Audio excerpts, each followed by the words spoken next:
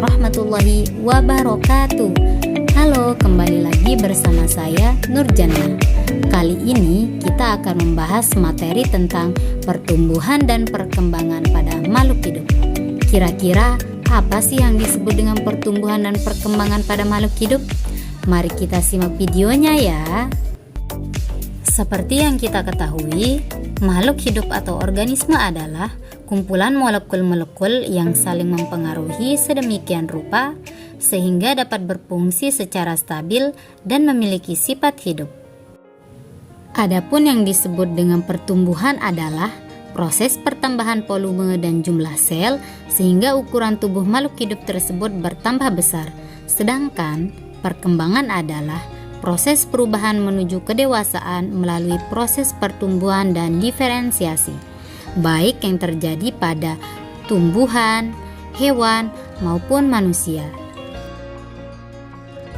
Nah, adapun faktor-faktor yang mempengaruhi pertumbuhan dan perkembangan yaitu terbagi menjadi dua, yakni faktor internal dan eksternal. Faktor internal meliputi gen dan hormon. Gen merupakan sifat yang tidak tampak dari luar yang terbentuk dari sejumlah asam nukleat yang tersusun dalam makromolekul yang disebut dengan DNA dan berfungsi sebagai pembawa faktor keturunan. Sedangkan hormon merupakan senyawa organik pada manusia yang dihasilkan oleh kelenjar buntu. Adapun faktor eksternal yang mempengaruhi pertumbuhan dan perkembangan pada makhluk hidup antara lain cahaya matahari, suhu, kelembapan udara, air dan unsur tanah hara, dan derajat keasaman. Nah, sekarang kita akan membahas tentang metamorfosis yang terjadi pada hewan. Metamorfosis adalah peristiwa perubahan bentuk tubuh secara bertahap yang dimulai dari larva sampai dewasa. Metamorfosis terjadi pada serangga dan juga hewan amfibi. Contohnya yaitu katak. Pertumbuhan dan perkembangan katak diawali sejak terbentuk zigot. Zigot kemudian berkembang menjadi embrio.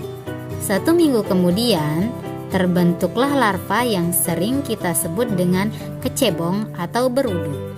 Awalnya kecebong bernapas dengan 3 insang luar, tetapi kemudian berganti menjadi insang. Dalam beberapa waktu kemudian terbentuk tutup insang dan kaki belakang. Setelah berumur 3 bulan, berudu mengalami metamorfosis yang ditandai dengan terbentuknya paru-paru, 4 kaki, dan hilangnya insang dan ekor, lalu menjadi bentuk katak. Sifat berudu berbeda dengan sifat katak. Berudu hidup di air sebagai herbivora, sedangkan katak hidup di darat sebagai hewan karnivora. Nah, itulah materi yang sudah kita bahas mengenai pertumbuhan dan perkembangan pada makhluk hidup. Semoga bisa dipahami dan dimengerti ya. Kita akan bertemu di video selanjutnya. Dadah. Assalamualaikum warahmatullahi wabarakatuh.